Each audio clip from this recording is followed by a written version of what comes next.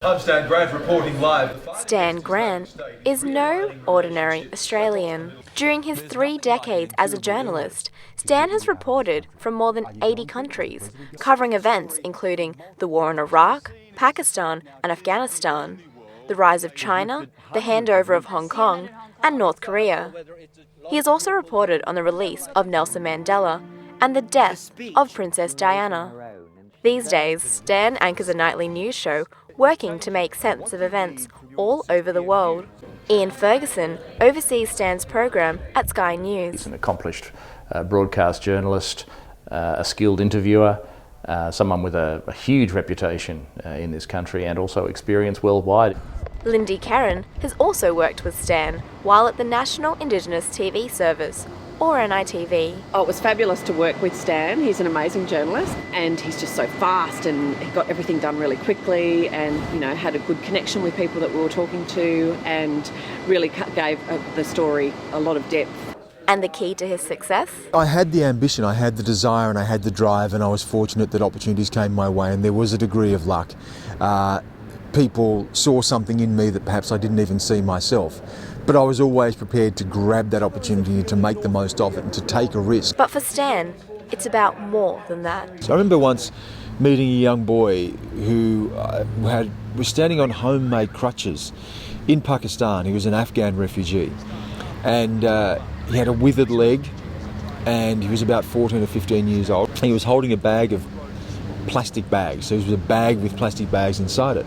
And I went over and I asked him, what do you want to do in your life? And he looked at me like I was, asking him if he'd like to fly to the moon. I mean, it was the idea of ambition, the idea of a future was just so foreign to him. And he said, I'll just do this. He used to hobble out by the side of the road every day, stand there with this bag of plastic bags and see if someone would come by and buy them. That was it. So what is it that drives someone to get up and to do that every day? How do people find dignity in situations where, in a sense, all dignity and hope has been removed? That's what really drove me to go and connect with the people at the heart of these stories. The story of this young boy is one that's close to his heart because it's about ambition. And without ambition and an education, things could have turned out really differently for Stan. We were very poor. My father was a sawmiller, so he had to find work wherever he could. It was very low paid work, it was back-breaking work. Physically, it took an enormous toll on him.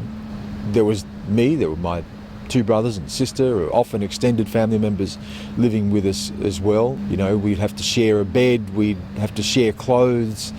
Food was, often scarce.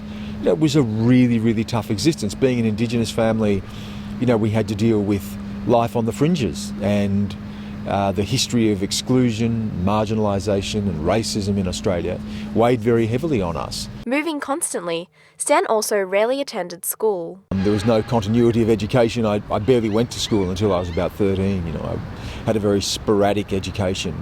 We'd move to one place and my father, would find a job somewhere else and we'd have to move there. So I may go to school for a couple of weeks and then not go to school for a couple of months after that and then pick up again somewhere else. I changed schools 13 or 14 times before I was even out of primary school. And when he did go to school, he didn't feel like he belonged. So at school, we were often seen as, a hindrance, a nuisance. School wasn't for us. And I remember when I was 14, at that age, at the age of 15, we didn't have to legally be at school anymore. And the school principal called about half a dozen of us up one day, and there'd been some fight in the school playground or whatever, as there always was every single day. And he called us up to the school thing and to his office, and he said, "Look, there's no need for you to be here. None of you are going to do anything in your life. You're not going to go into university. There's no career for you. You'll be 15 soon. You don't have to come anymore. Why don't you just leave?" This wasn't someone who saw potential in us. This wasn't someone who wanted to lift our expectations or our sights. This wasn't someone who wanted to inspire us. This is someone who wanted to get rid of us. And sadly, for a lot of Indigenous kids, they took that advice, you know. They left school at 14, 15. When you leave school, you shut down so much opportunity. You know, you haven't even become the person that you will be yet at 14 or 15. And when you're removed from that environment where you're being exposed to new things and new ideas, your world shuts down, your world gets small. And I saw that happen to a lot of my family and friends and people whose lives were just just cut short. Ended up in drugs, alcohol, meaningless, mindless, sporadic employment. But Stan did finish school, and he did go to university. And for him, that's made all the difference. When it comes to employability, you know, education then gives you the right to demand entry. It says, I'm qualified. Regardless of how you may see me or what you may think of me, I'm qualified. And I'm going to go there and I'm going to perform and I'm going to show you by my efforts that I won't be marginalised and I won't be excluded, and I will demand equality of opportunity and equality of treatment.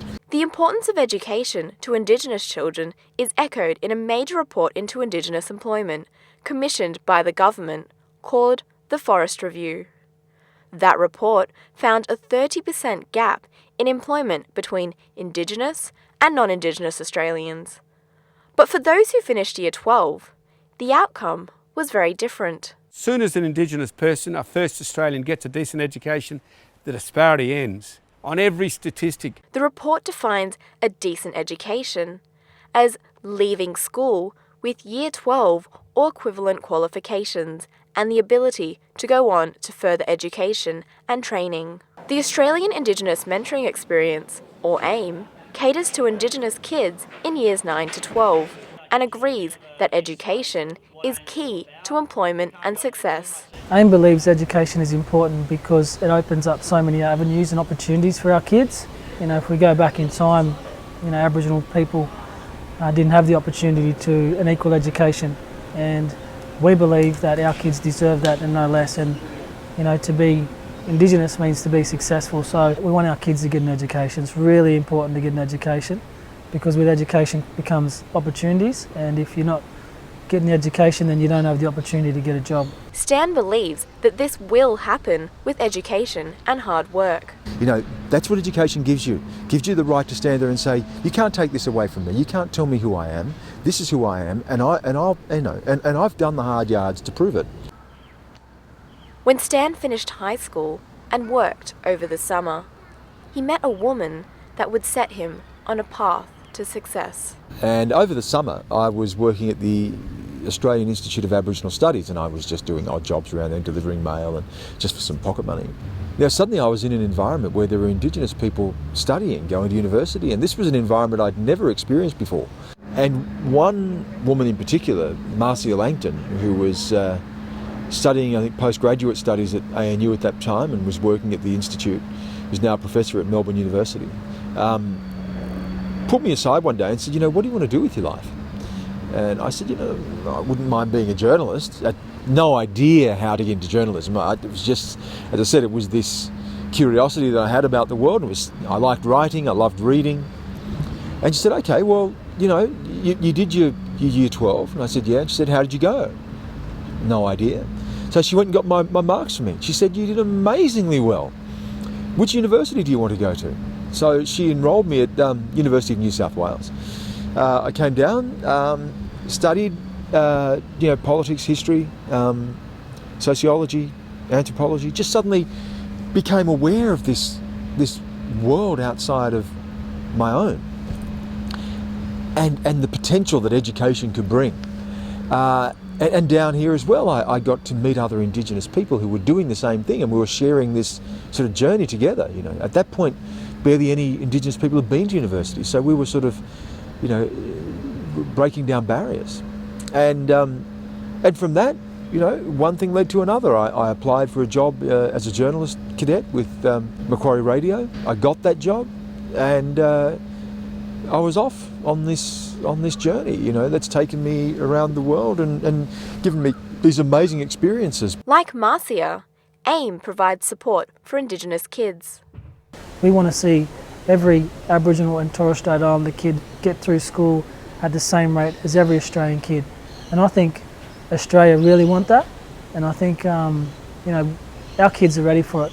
They just need the support and the belief and obviously the programs to attend. St Joseph's College at Hunters Hill also supports kids through its Indigenous Scholarship program. Rebecca Hughes makes sure that the boys stay academically on track. They're provided with a lot of support here, and we constantly talk about raising their expectations of themselves, and often they would come here, let's say it's a generational unemployed family, so we'll start in year 7 straight away with the dialogue about, you know, university, what would you like to do, and just so that concept of embracing what the future can and what their capabilities are. And the scholarship has opened up the world for Jacob, Lachlan and Travis. Coming here is like giving us respect for everyone. At home you see kids that are just respecting their parents. When you see us and our parents, we're like really respectful for them. Like Joey's has changed like our life, like forever. It's a great school. And just being in Sydney, even compared to probably for you as well, travelling country, like opens up your view of like the world, like different cultures. Because it's like such a busy place and like all multicultural. Like you get an idea of like other people's culture and like the city life and that sort of thing, but like also how like our Aboriginal culture and stuff is viewed in a different place, like rather than just home. For kids like Jacob, Lachlan and Travis, Stan is an example of what they can do with their lives.